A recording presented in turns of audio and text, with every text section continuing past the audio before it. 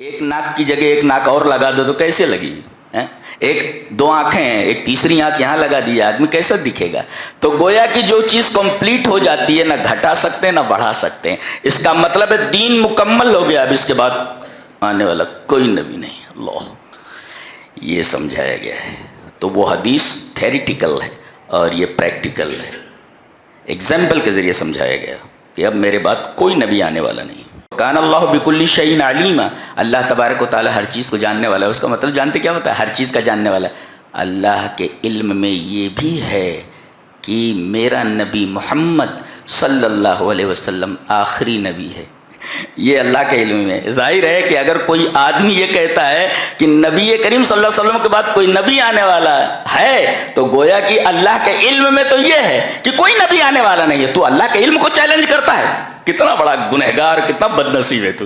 اللہ کے علم میں یہ چیز بھی داخل ہے کہ انہ لا نبی بعدہ، کہ محمد صلی اللہ علیہ وسلم کے بعد کوئی نبی آنے والا نہیں، یہ اللہ کے علم میں ہے۔ جی، اب تم کہتے ہو نبی آنے والا ہے، یعنی گویا تم اللہ کے علم کو چیلنج کر رہے ہو۔ ارے اپنی بہو کے ساتھ نکاح کر لیا اس نے، تزوج زوجۃ ابنہ، اپنے بیٹے کی بیوی سے نکاح کر لیا، اپنی بہو سے نکاح کر لیا۔ نبی کریم صلی اللہ علیہ وسلم کتنا پریشان ہوئے ہوں گے، لیکن اللہ تبارک و تعالی نے آپ کے ذریعے اس رسم کو ختم فرمایا، اس لیے کہ کسی اور کے ذریعے ختم فرمایا جاتا تو اتنا اثر نہیں ہوتا تھا۔ ایک نبی کے ذریعے اس رسم کو ختم فرمایا گیا۔ یہ دلیل ہے اس بات کی کہ اب آپ کے بعد کوئی نبی آنے والا نہیں۔ اگر آپ کے بعد کوئی نبی آنے والا ہوتا تو اس کے ذریعے ختم کرایا جاتا اس رسم کو۔ اس رسم کو ختم کر دیا گیا۔ یہ دلیل ہے اس بات کی کہ آپ کے بعد کوئی نبی آنے والا نہیں ہے۔ ان الحمد للہ نحمده ونستعینه ونستغفره ونعوذ باللہ من شرور انفسنا ومن سیئات اعمالنا، من يهده الله فلا مضل له ومن يضلل فلا هادي له، واشهد ان لا اله الا الله وحده لا شريك له، واشهد ان محمدا عبده ورسوله۔ يا أيها الذين آمنوا اتقوا الله حق تقاته ولا تموتن إلا وأنتم مسلمون۔ يا أيها الناس اتقوا ربكم الذي خلقكم من نفس واحدة وخلق منها زوجها وبث منهما رجالا كثيرا ونساء، واتقوا الله الذي تساءلون به والأرحام إن الله كان عليكم رقيبا۔ يا أيها الذين آمنوا اتقوا الله وقولوا قولا سديدا يصلح لكم أعمالكم ويغفر لكم ذنوبكم، ومن يطع الله ورسوله فقد فاز فوزا عظيما۔ أما بعد فإن خير الحديث كتاب الله، وخير الهدي هدي محمد صلى الله عليه وسلم، وشر الأمور محدثاتها، وكل محدثة بدعة، وكل بدعة ضلالة، الضلالة في النار۔ أعوذ بالله من الشيطان الرجيم، بسم الله الرحمن الرحيم۔ ما كان محمد أبا أحد من رجالكم ولكن رسول الله وخاتم النبيين، وكان الله بكل شيء عليما۔ عقیدہ ختم نبوت اسلام کا وہ بنیادی پتھر ہے جس پر اسلام کی پوری عمارت کھڑی ہوئی ہے۔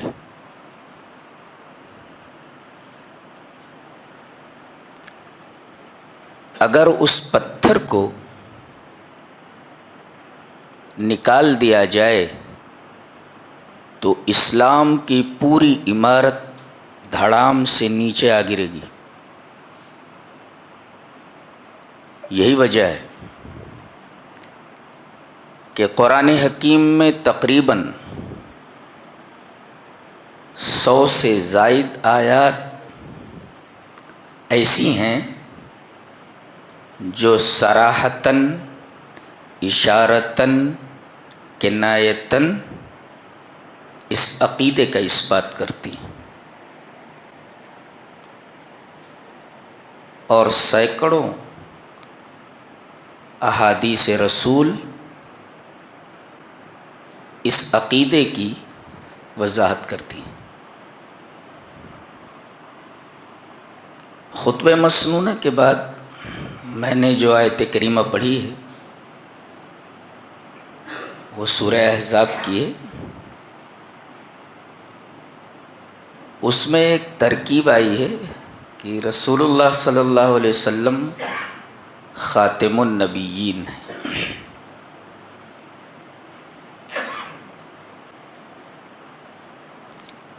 لوگوں نے اس ترکیب کی غلط ترکیب اور غلط تشریح کر کے نبی کریم صلی اللہ علیہ وسلم کے بعد بھی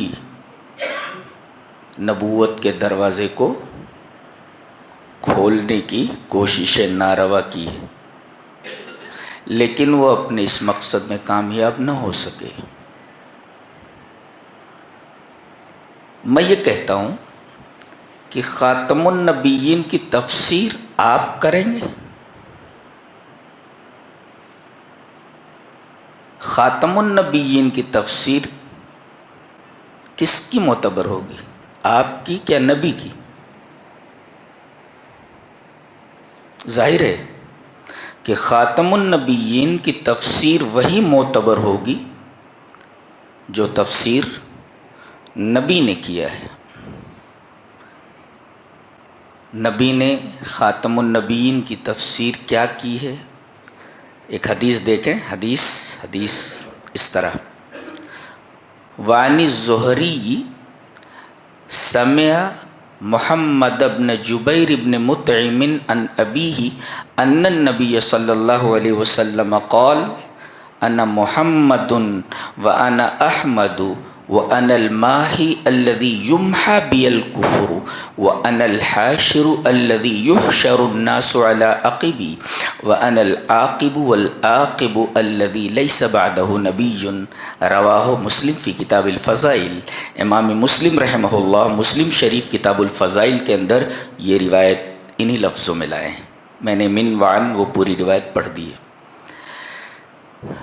جبیر ابن مطعم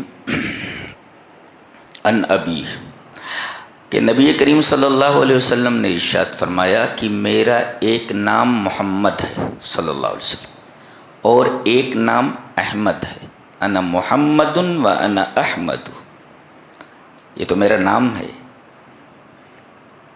اور میری صفات کیا ہیں؟ انا الماحی، ماہی کا مطلب ہوتا ہے اریزر۔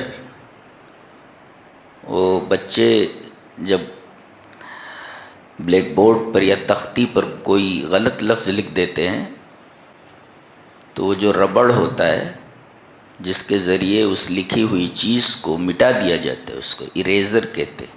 ماہی کا مطلب ہوتا ہے محو کرنا، اریز کرنا۔ وَأَنَا الْمَاحِي الَّذِي يُمْحَى بِي الْكُفْرُ، میں ماہی ہوں، میرے ذریعے کفر کو مٹا دیا جائے گا۔ وَأَنَا الْحَاشِرُ، اور میں جمع کرنے والا ہوں۔ کیا مطلب؟ جمع کرنے والا ہوں، لوگ میرے ایڑیوں پر جمع کیے جائیں گے۔ ایڑیوں پر جمع کیے جانے کا مطلب یہ ہے کہ جب لوگ سور پھونکے جانے کے بعد اٹھائے جائیں گے تو سب سے پہلے میری قبر پھٹے گی اور میں اپنی قبر سے نکلوں گا، میں آگے آگے جاؤں گا۔ دنیا کے تمام لوگ اولین اور آخرین سب میرے پیچھے ہوں گے، اور ایڑی پیچھے ہوتی ہے تو میں جمع کرنے والا ہوں، آگے جاؤں گا، سارے لوگ میرے پیچھے آئیں گے۔ وَأَنَا الْحَاشِرُ الَّذِي يُحْشَرُ النَّاسُ عَلَىٰ عَقِبِي، سب سے پہلے میں اپنی قبر سے نکلوں گا اور قبر پھٹے گی۔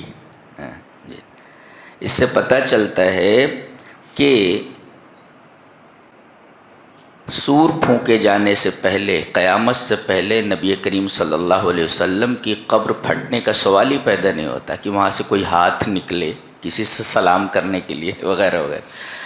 اور آخری صفت نبی کریم صلی اللہ علیہ وسلم نے اپنی اس حدیث میں یہ بیان فرمائی، وَأَنَا الْعَاقِبُ، اور میری ایک صفت عاقب ہے، اور پھر عاقب کی تفسیر آپ نے فرمائی، والعاقب الذی لیس بعدہ نبی، کہ عاقب اسے کہتے ہیں جس کے بعد کوئی نبی نہ ہو۔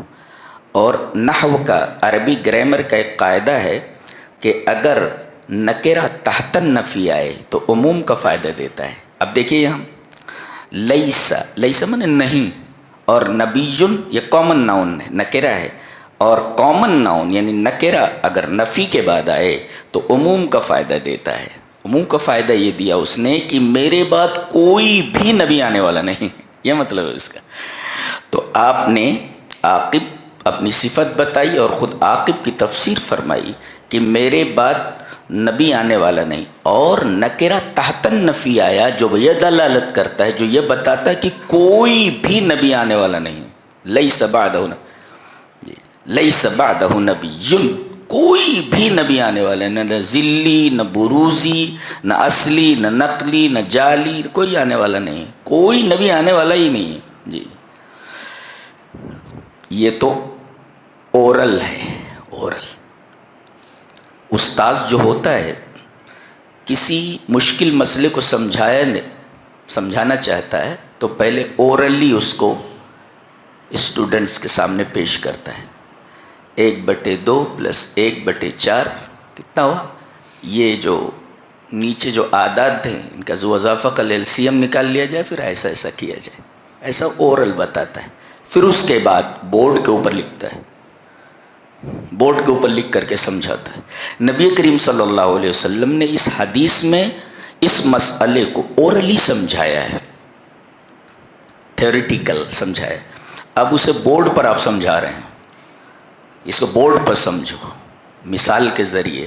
حدیث اس طرح، وجابر بن عبداللہ رضی اللہ تعالیٰ عنہ قال قال رسول اللہ صلی اللہ علیہ وسلم مثلی ومثل الانبیاء کمثل رجل بنا دارا فاکملها واحسنها الا موضع لبنة فکان من دخلها ونظر الیها قال ما احسنها الا موضع هذه اللبنة فانا موضع اللبنة ختم بی الانبیاء۔ رواہ الطیالسی فی مسند ابی داود ورواہ الطبرانی فی المعجم الکبیر۔ امام طبرانی رحمہ اللہ اس حدیث کو ایسے ہی معجم کبیر کے اندر لائے ہیں، اور امام طیالسی اپنی مسند ابو داود کے اندر یہ روایت اسی طرح لائے ہیں، اور راوی جیسا کہ معلوم ہوا حضرت جابر بن عبداللہ ہیں۔ حضرت جابر بن عبداللہ فرماتے ہیں کہ رسول اکرم صلی اللہ علیہ وسلم نے فرمایا میری مثال اور تمام انبیاء کی مثال، دیکھیں مثال کے ذریعے اسے سمجھایا جا رہا ہے، یعنی بورڈ پر سمجھایا جا رہا ہے۔ جی کہ اچھی طرح سمجھ لو۔ مثال کب دی جاتی ہے؟ جب طلبہ کو، اسٹوڈنٹس کو کسی مسئلے کو اچھی طرح سمجھانا ہو کہ اس کو اچھی طرح گریسپ کرو، اسے ذہن نشین کرو، یہ مثال ہے۔ تو مثلی و مثل الانبیاء، میری مثال اور مجھ سے پہلے جتنے انبیاء گزرے ہیں ان کی مثال کیسی ہے؟ کمثل رجل، اس آدمی کی مثال ہے، اس آدمی کی طرح ہے، بنا دارن، ہی بلٹ اے بلڈنگ، جس نے ایک گھر بنایا، ایک گھر بنایا اس نے، اور فاکملھا، پورا گھر بنایا، بالکل مکمل ہے، مکمل ہے،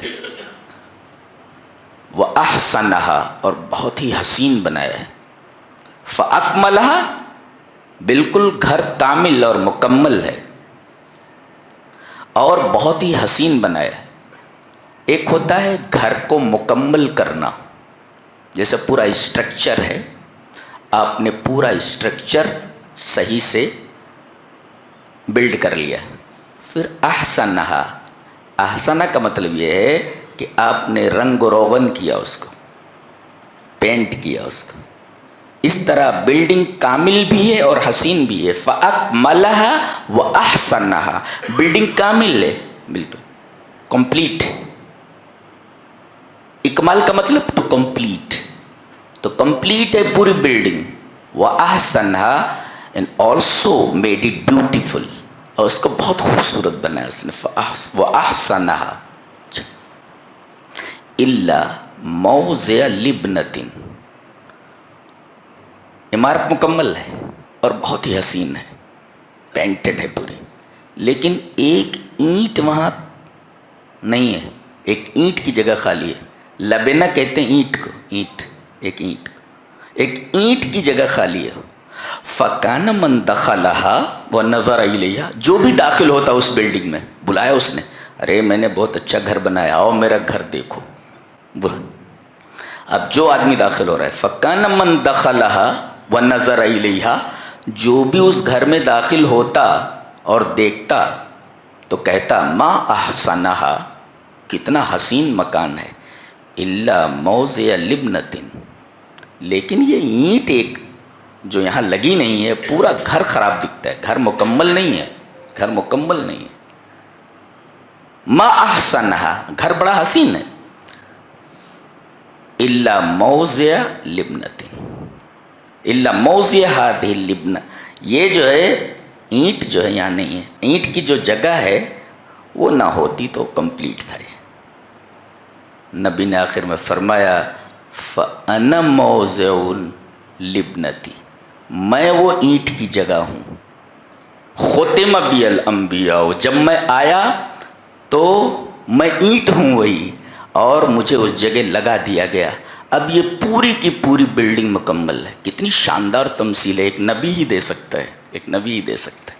ایک اینٹ کی کمی ہے اور وہ اینٹ میں ہوں، اور میں نے جب اس کے اندر اپنے آپ کو داخل کیا تو یہ بلڈنگ مکمل ہو گئی. بلڈنگ مکمل ہو، انکمپلیٹ تھی، اب کمپلیٹ ہوئی، اور خوبصورتی اس کی ختم ہو رہی تھی اسی ایک اینٹ کے نہ ہونے کی وجہ سے. اب وہ خوبصورت بھی ہو گئی. اب اعتراض کی گنجائش بھی نہیں رہی، کوئی دیکھنے والا یہ کہے ارے سب کچھ ہے مگر ایک اینٹ نہیں ہے. تو نبی کریم صلی اللہ علیہ وسلم نے فرمایا کہ میں وہ اینٹ ہوں جو بلڈنگ کو کمپلیٹ کرتا ہے. جی، تو تمام انبیاء کرام یہ اینٹ کی طرح ہیں، پوری عمارت دین کو مکمل کرتے ہیں، اور پھر آخر میں ایک اینٹ رہ جاتی ہے، وہ میں ہوں، اور مجھے اس جگہ لگا دیا جاتا ہے. آخر میں اس کی تشریح خود فرمائی ختم بی الانبیاء، میرے ذریعے تمام انبیاء کرام کو ختم کر دیا گیا. جی جی، سب خلاص. نبی کریم صلی اللہ علیہ وسلم نے اس حدیث پاک میں مثال دے کر کے ایگزامپل سے سمجھایا ہے کہ جو عمارت انکمپلیٹ تھی، میں آخری اینٹ ہوں جس نے آ کر کے اس عمارت کو کمپلیٹ کیا ہے. اب جب کمپلیٹ ہو گئی، کوئی چیز کمپلیٹ ہو جائے تو پھر اس کے اندر نہ کوئی چیز نکال سکتے، نہ بڑھا سکتے، نہ گھٹا سکتے. اگر نکال دیے تب بھی خراب دکھے گی، اور اگر بڑھا دیے تب بھی خراب دکھے گی. ایک ناک کی جگہ ایک ناک اور لگا دو تو کیسے لگے گی؟ ایک دو آنکھیں ہیں، ایک تیسری آنکھ یہاں لگا دی، آدمی کیسا دکھے گا؟ تو گویا کہ جو چیز کمپلیٹ ہو جاتی ہے نہ گھٹا سکتے نہ بڑھا سکتے ہیں. اس کا مطلب ہے دین مکمل ہو گیا، اب اس کے بعد آنے والا کوئی نبی نہیں. اللہ، یہ سمجھایا گیا ہے. تو وہ حدیث تھیریٹیکل ہے اور یہ پریکٹیکل ہے، ایگزامپل کے ذریعے سمجھایا گیا کہ اب میرے بعد کوئی نبی آنے والا نہیں. جی جی، ہمارا اسلام کتنا کامل اور مکمل ہے، کہیں تل رکھنے کی جگہ نہیں ہے، کہیں کوئی انگشت اعتراض اٹھا سکے کہ یہاں یہ کمی ہے. جی جی،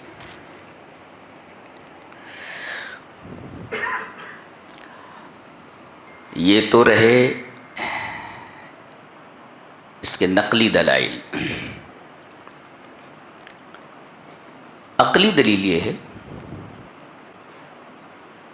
کہ آسمان ہدایت پورا کا پورا خالی تھا، کچھ نہیں تھا. آسمان ہے خالی ہے، پھر ایک ستارہ چمکتا ہے، ایک ستارہ آیا آسمان ہدایت پر چمکا، یہ حضرت آدم علیہ السلام.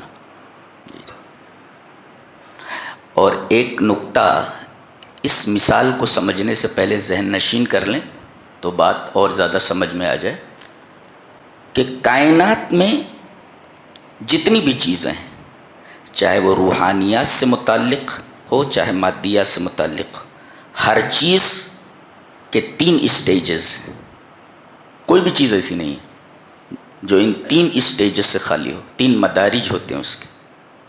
جی، ابتدا، ارتقاء، انتہا. 3 چیزیں ہوتی ہیں، ابتدا، ارتقاء اور انتہا. دنیا کی تمام چیزوں کے اندر یہ 3 چیزیں ہوتی ہیں. 3 اسٹیجز ہوتے ہیں ہر چیز کے. مثلا ایک کلی ہے، کھلتی ہے، ابتدا ہے، پھر وہ پھول بن جاتی ہے، یہ ارتقاء ہے، پھر مرجھا جاتی ہے، انتہا ہے. ابتدا، ارتقاء اور انتہا. ایک بچہ پیدا ہوتا ہے، ابتدا ہے، جوان ہوتا ہے، ارتقاء ہے، مر جاتا ہے، انتہا ہے. کائنات میں کوئی چیز ایسی نہیں ہے جو ان 3 اسٹیجز سے خالی ہو. ہر ایک کو ان 3 اسٹیجز، ان 3 درجات سے گزرنا ہوتا ہے. 3 درجات. ایسے ہی آسمان ہدایت مکمل خالی تھا، ایک ستارہ چمکتا ہے، وہ حضرت آدم ہے.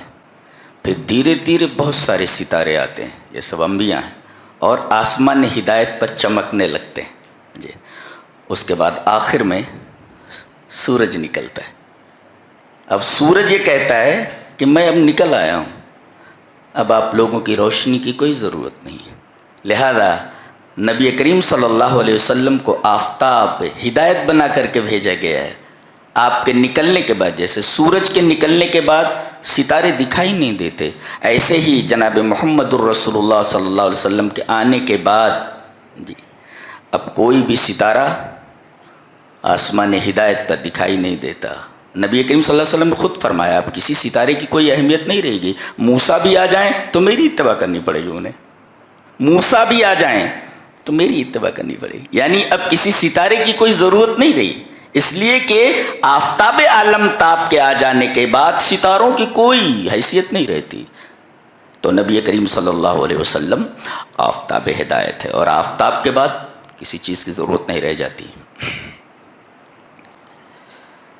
آپ ایک سوال کر سکتے ہیں کہ نبی آتا کیوں ہے؟ کسی نبی کو دنیا میں کیوں بھیجا جاتا ہے؟ وجہ ایک تو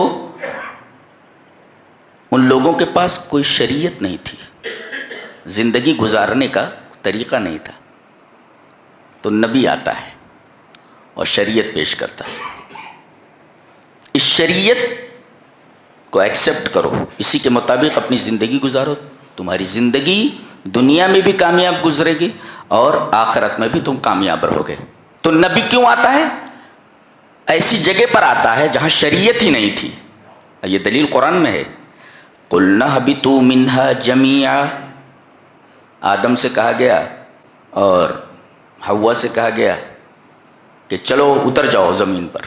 قُلْنَا اهْبِطُوا مِنْهَا جَمِيعًا فَإِمَّا يَأْتِيَنَّكُم مِّنِّي هُدًى، میری طرف سے تمہارے پاس ہدایت آئے گی. جی دیکھو، شریعت نہیں ہے، پھر زندگی گزارنے کے لیے اللہ تبارک و تعالیٰ نے ہدایت بھیجی. انہیں شریعت ہے ہی نہیں نا.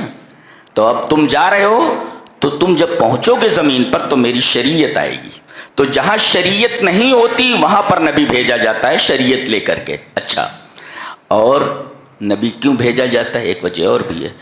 جب شریعت میں تحریف ہو جائے، جی جب اللہ تبارک و تعالیٰ کی بھیجی ہوئی شریعت، اس کے جو قوانین ہیں وہ بدل دیے جائیں، لوگ اپنی خواہشات سے اس کے اندر ترمیم کر دیں، جس کو تحریف کہتے ہیں. جی تحریف کرتے ہیں. جو جب بھیجی ہوئی شریعت کے اندر تحریف ہو جائے، صحیح کیا ہے غلط کیا ہے، لوگوں نے حلال کو حرام، حرام کو حلال کر دیا، جی تب نبی بھیجا جاتا ہے کہ یہ جو شریعت دی گئی تھی اس کے اندر تم نے یہ گڑبڑیاں کی ہیں، جی یہ تحریفات ہوئی ہیں، لہذا اس کو صحیح کرو. تو نبی 2 وجہوں سے بھیجا جاتا ہے. شریعت نہیں تھی تو شریعت لے کر آتا ہے. اچھا، ایک وجہ اور ہے، شریعت دی گئی مگر شریعت میں تحریفات ہو گئیں، حلال حرام کا پہچاننا مشکل ہو گیا، تب نبی بھیجا جاتا اور وہ بتاتا ہے کہ یہاں یہ چیز گڑبڑ ہے، یہ چیز صحیح ہے، یہ غلط ہے. جی اس وجہ سے بھیجا جاتا ہے. اب بتاؤ، نبی کریم صلی اللہ علیہ وسلم کو آخر میں بھیجا گیا، غور سے، کیوں؟ اس لیے کہ آپ سے پہلے جتنی بھی شریعتیں تھیں سب محرف ہو چکی۔ حضرت موسیٰ علیہ السلام کا دین محرف، عیسیٰ علیہ السلام کا دین محرف، جتنے انبیاء کرام آئے سارے کے سارے انبیاء کرام کی لائی ہوئی شریعتیں محرف ہو گئیں۔ اب آخر میں نبی کریم صلی اللہ علیہ وسلم کو بھیجا گیا اور آپ کی لائی ہوئی شریعت کو محفوظ کر دیا گیا۔ جی جی، اب اس کے اندر کوئی گڑبڑی ہونے والی نہیں۔ اِنَّا نَحْنُ نَزَّلْنَا الذِّكْرَ وَإِنَّا لَهُ لَحَافِظُونَ، یہی نہیں کہ ہم نے اپنے نبی کو جو قانون دیا وہ قانون محفوظ ہے، بلکہ قیامت تک ہم اس کی حفاظت کرنے والے ہیں۔ جی، وَإِنَّا لَهُ لَحَافِظُونَ۔ اب ظاہر ہے کہ ایک قانون دے دیا گیا اور اس قانون کے اندر کوئی تحریف ممکن ہی نہیں ہے، تو اب کسی نبی کے آنے کی ضرورت ہے؟ اس لیے کہ نبی تو دو ہی وجہوں سے آتا ہے، شریعت نہیں ہے یا شریعت محرف ہو گئی ہے۔ نبی کریم صلی اللہ علیہ وسلم شریعت لے کر کے آئے ایک، اور دوسرے وہ شریعت مکمل ہے، محفوظ ہے۔ اب جب شریعت بھی اور محفوظ بھی ہے تو پھر نبی کے آنے کی ضرورت تھوڑی۔ ہاں بگاڑ ہو سکتا ہے، لیکن بگاڑ کے لیے انبیاء کے آنے کی ضرورت نہیں، مصلحین ہیں نا، اصلاح کرنے والے علماء ہیں نا، پڑھے لکھے لوگ ہیں، وہ سب اس قانون کو سامنے رکھ کر کے اصلاح کریں گے۔ تو صرف بگاڑ آ جانے کے بعد انبیاء نہیں آتے، مصلحین آتے ہیں، اصلاح کرنے والے لوگ آتے ہیں کہ یہاں یہ چیز بگڑ گئی، اس کو درست کر دیتے ہیں اس قانون کی روشنی میں، اس لیے کہ قانون تو محفوظ ہے نا۔ لہذا نبی کریم صلی اللہ علیہ وسلم کی لائی ہوئی شریعت محفوظ ہے، اور شریعت محفوظ ہے، قیامت تک محفوظ رہے گی، لہذا قیامت تک کسی نبی کے آنے کی ضرورت نہیں ہے۔ مصلحین آئیں گے، بگاڑ پیدا ہوگا، مصلحین اس قانون کی روشنی میں اس کو صحیح کریں گے، اصلاح کریں گے اس کی، نبی کے آنے کی ضرورت نہیں۔ یہ عقل کا بھی تقاضا ہے۔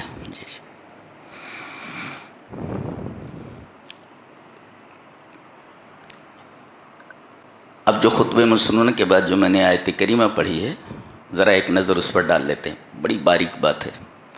ما کان محمد، یہاں محمد کیوں کہا گیا؟ نبی کریم صلی اللہ علیہ وسلم کا نام کیوں لایا گیا؟ وجہ، ہر جگہ نبی ہے، ہر جگہ رسول ہے۔ یا ایھا المزمل ان اللہ وملائکتہ یصلون علی النبی، علی محمد نے علی النبی، تو یہاں محمد کیوں لایا گیا ہے؟ جواب اس کا یہ ہے کہ نبی کریم صلی اللہ علیہ وسلم نے حضرت زید ابن حارثہ کو اپنا بیٹا بنا لیا تھا، جس کو لیپالک کہتے ہیں۔ بیٹا کسی کا ہو اور آپ اسے گود لے لیں، تو نبی کریم صلی اللہ علیہ وسلم نے ان کو اپنا بیٹا بنا لیا تھا، تو سارے لوگ ان کو کہتے تھے زید ابن محمد، زید ابن محمد، زید ابن محمد، محمد صلی اللہ علیہ وسلم کے بیٹے زید، محمد صلی اللہ علیہ وسلم کے بیٹے زید۔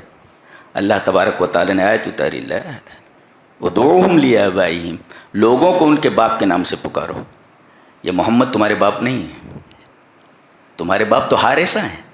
تو ما کان محمد، نبی کا نام لے کر کے بتایا گیا کہ تم ان کو زید ابن محمد کہتے ہو، صحیح نہیں ہے یہ جی، تو اس وجہ سے نام لایا گیا زید ابن محمد، محمد کے بیٹے زید، تو نام لایا گیا کہ محمد صلی اللہ علیہ وسلم تم میں سے کسی مرد کے باپ نہیں ہیں، جی ٹھیک، یہ کہا گیا۔ تو ما کان محمد ابا احد من رجالکم، مردوں میں سے کسی کے باپ نہیں ہیں۔ ہاں جی، یہاں باپ سے کیا مراد ہے؟ نسبی باپ نہیں ہے، خونی رشتہ نہیں۔ اور ولیکن رسول اللہ، لیکن اللہ کے رسول ہیں۔ باپ دو طریقے کے ہوتے ہیں، ایک باپ ہوتا ہے نسبی، خون کا رشتہ ہوتا ہے، اور ایک باپ ہوتا ہے روحانی، جی خون کا رشتہ نہیں ہوتا لیکن روح کا رشتہ ہوتا ہے، اسلام کا رشتہ ہوتا ہے۔ تو نبی جو ہوتا ہے اس کا تعلق اپنے امتیوں کے ساتھ روح کا ہوتا ہے، وہ بھی باپ ہی بولا جاتا ہے اس کو۔ دلیل یہ حدیث پاک، وان ابی ہریرہ رضی اللہ تعالیٰ عنہ قال قال رسول اللہ صلی اللہ علیہ وسلم انما انا لکم مثل الوالد لولدہ اعلمکم اذا اتیتم الغائط فلا تستقبلوا القبلة ولا تستدبروها وامر بثلاثة احجار ونهى अन रऊसी व रिम्मति व नहा अन यस्ततीब रजुलु बियमीनिही रवाहु अबू दाऊद फी किताब तहारा। हज़रत इमाम अबी दाऊद रहमहुल्लाह अबू दाऊद शरीफ किताब तहारा के अंदर ये रिवायत लाए हैं। हज़रत अबू हुरैरा रज़ी अल्लाह ताला अन्हु से मरवी। हज़रत अबू हुरैरा फरमाते हैं कि नबी अकरम सल्लल्लाहु अलैहि वसल्लम ने इरशाद फरमाया, मैं तुम लोगों के लिए, क़यामत तक जितने लोग हैं मोमिन, मैं तुम लोगों के लिए ऐसे ही हूँ जैसे बाप अपने बेटे के लिए।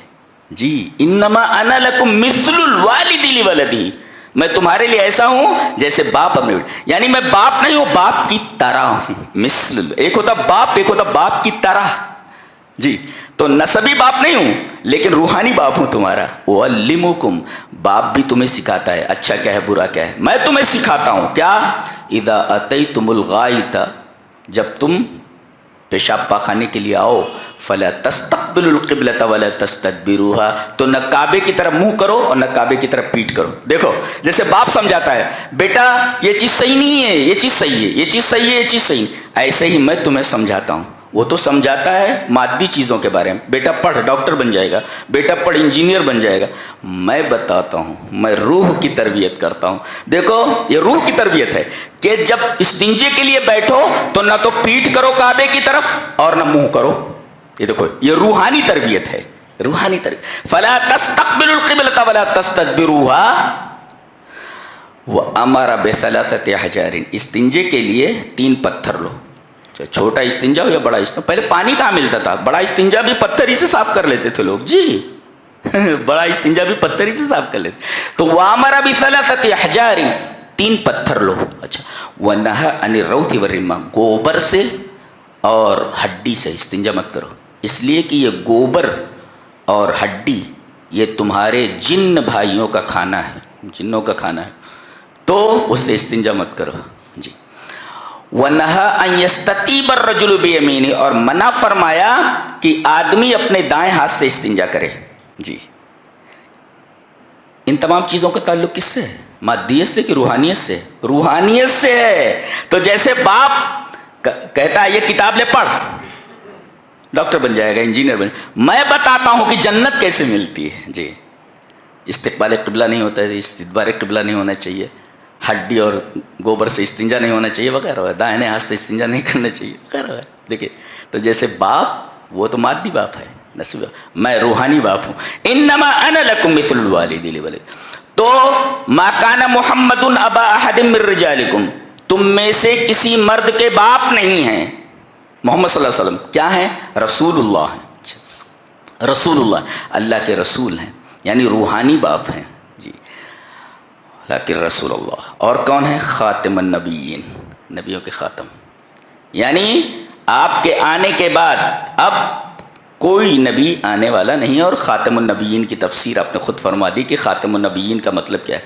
और आखिर में जो आयत करीमा है, वह कान अल्लाहु बिकुल्लि शैइन अलीमा, अल्लाह तबारक व तआला हर चीज़ को जानने वाला है। उसका मतलब जानते क्या होता है? हर चीज़ का जानने वाला। अल्लाह के इल्म में ये भी है कि मेरा नबी मोहम्मद सल्लल्लाहु अलैहि वसल्लम आखिरी नबी है। ये अल्लाह के इल्म में। जाहिर है कि अगर कोई आदमी ये कहता है कि नबी करीम सल्लल्लाहु अलैहि वसल्लम के बाद कोई नबी आने वाला है, तो गोया कि अल्लाह के इल्म में तो ये है कि कोई नबी आने वाला नहीं है। तो अल्लाह के इल्म को चैलेंज करता है, कितना बड़ा गुनहगार, कितना बदनसीब है तू। अल्लाह के इल्म, वकान अल्लाहु बिकुल्लि शैइन अलीमा, अल्लाह तबारक व तआला हर चीज़ को जानने वाला है। क्या मतलब? अल्लाह के इल्म में ये चीज़ भी दाखिल है कि अन्नहु ला नबी बादहू, कि मोहम्मद सल्लल्लाहु अलैहि वसल्लम के बाद कोई नबी आने वाला नहीं, ये अल्लाह के इल्म में है। जी, अब तुम कहते हो नबी आने वाला है, यानी गोया तुम अल्लाह के इल्म को चैलेंज कर रहे हो। अल्लाह कह रहा कोई नबी आने वाला, तुम कहते हो नबी आने वाला है। कितना बड़ा गुनाह है।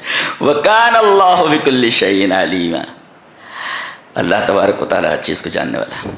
और इसमें जो बारीक नुक्ता है वो ये है कि कदीम ज़माने से एक रस्म चलती आ रही थी। क्या? कि लयपालक जो बेटा होता था, जो गोद लिया हुआ बेटा, उसके हुकूक नसबी और खूनी औलाद की तरह होता था। जी, उसको भी वैसे ही हिस्सा दिया जाता था, उसके हुकूक वैसे ही होते थे जैसे नसबी बच्चे के होते थे। जाहिर है कि ये गलत है, ये गलत रस्म थी। आपके सुल्ब से पैदा होने वाला बच्चा और एक दूसरे आदमी के सुल्ब से पैदा होने वाला बच्चा, ये दोनों कैसे बराबर हो सकते हैं? ایک غلط رسم چلی آ رہی تھی.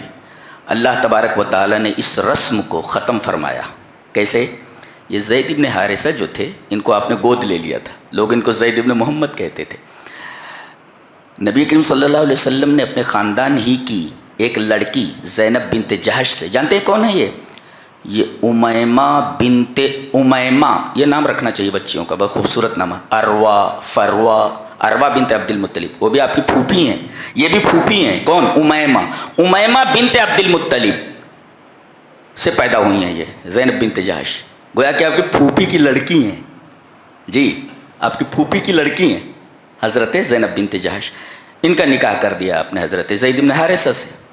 یہ واحد شخص ہیں حضرت زید بن حارثہ جن کا نام قرآن حکیم میں ہے. جی جی صحابہ میں انہی کا نام ہے خالی، بقیہ کسی کا نام نہیں ہے. نہ حضرت ابوبکر کا ہے، نہ حضرت عمر، کسی کا نام نہیں ہے، انہی کا نام ہے. کیوں؟ اس لیے کہ ان کا نام ذکر کر کے ایک رسم مٹانی مقصود تھی. یہ ساتھ نام کو ہائی لائٹ کیا گیا کہ یہ ہیں فلما قضى زید بن، یہ واحد صحابی ہے جس کا نام قرآن حکیم میں، بقیہ کسی صحابی کا نام قرآن حکیم میں نہیں ہے.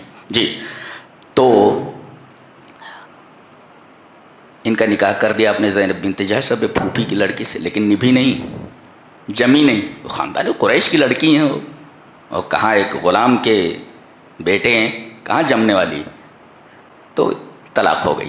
طلاق ہونے کے بعد اللہ کا حکم ہوا آپ زینب بنت جہش سے نکاح کر لیں. ارے یہ تو ایسے ہو جائے گا کہ بہو سے نکاح کرنا، لیکن اللہ کا حکم تھا، نکاح کر لیا آپ نے. منافقین، مشرکین اور سب جن کے منہ میں جو آیا نبی کریم صلی اللہ علیہ وسلم کو بولا ارے اپنی بہو کے ساتھ نکاح کر لیا اس نے. تزوج زوجۃ ابنہ، اپنے بیٹے کی بیوی سے نکاح کر لیا، اپنی بہو سے نکاح کر لیا. اللہ، نبی کریم صلی اللہ علیہ وسلم کتنا پریشان ہوئے ہوں گے. لیکن اللہ تبارک و تعالی نے آپ کے ذریعے اس رسم کو ختم فرمایا. اس لیے کہ کسی اور کے ذریعے ختم فرمایا جاتا تو اتنا اثر نہیں ہوتا تھا. ایک نبی کے ذریعے اس رسم کو ختم فرمایا گیا. یہ دلیل ہے اس بات کی کہ اب آپ کے بعد کوئی نبی آنے والا نہیں. اگر آپ کے بعد کوئی نبی آنے والا ہوتا تو اس کے ذریعے ختم کرایا جاتا اس رسم کو. اس رسم کو ختم کر دیا گیا. یہ دلیل ہے اس بات کی کہ آپ کے بعد کوئی نبی آنے والا نہیں ہے. اس غلیظ رسم کو ختم کر دیا گیا نبی کے ہاتھوں. جی آپ نے حضرت زینب بنت جہش سے نکاح کر لیا. جی یہ پتہ چلا کہ سلبی بیٹا اور گود لیا ہوا بیٹا دونوں میں زمین اور آسمان کا فرق ہے. جی دونوں کے حقوق برابر نہیں ہیں. جی جی اور نبی کریم صلی اللہ علیہ وسلم کے ذریعے اس رسم بد کو جو قدیم جاہلیت سے چلتی آ رہی تھی اس کو ختم فرمایا، جو دلیل ہے اس بات کی کہ آپ کے بعد کوئی نبی آنے والا نہیں ہے. یہ مطلب ہے ما کان محمد ابا احد من رجالکم ولکن رسول اللہ وخاتم النبیین وکان اللہ بکل شیء علیما. اللہ ہمیں نیک عمل اور اچھی سمجھ کی توفیق عطا فرمائے. وآخر دعوانا الحمد للہ رب العالمین.